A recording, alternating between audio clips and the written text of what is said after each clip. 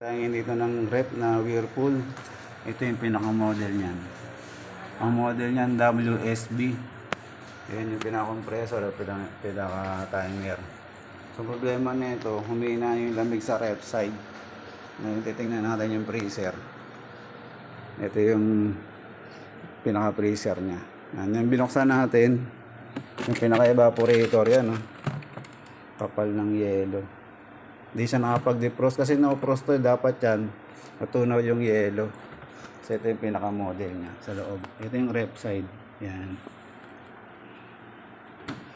Check natin bakit hindi nag-defrost. Yan, great day to all of you.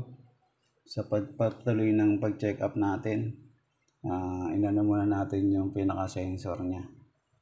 Ayun ang kapal ng yelo. Itanggal na natin siya. Ngayon, kinuha natin ng supply papunta sa heater. Meron na siyang 230 volts. Ibig sabihin, buo yung heater. Ang problema nito is yung sensor.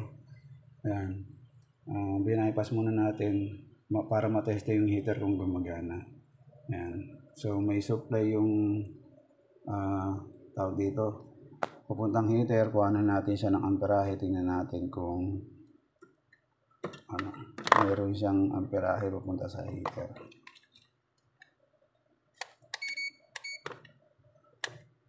Yan na, meron na siyang amperahe 0.2.